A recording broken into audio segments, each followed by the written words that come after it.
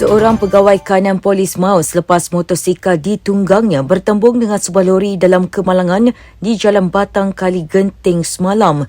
Timbalan Ketua Polis Daerah Hulu Selangor, Deputi Superintendent Muhammad Asri Muhammad Yunus berkata, mangsa berusia 51 tahun meninggal dunia di tempat kejadian akibat parah di kepala.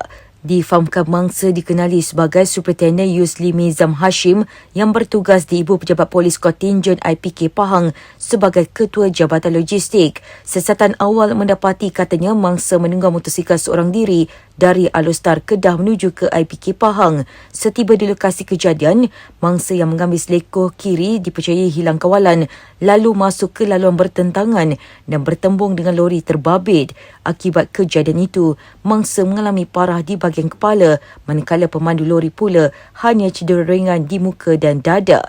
Mayat mangsa kemudian dibawa ke bahagian forensik Hospital Kuala Kubu Baru untuk bedah siasat dan kes disiasat mengikut Seksyen 41-1 Akta Pengangkutan Jalan 1987.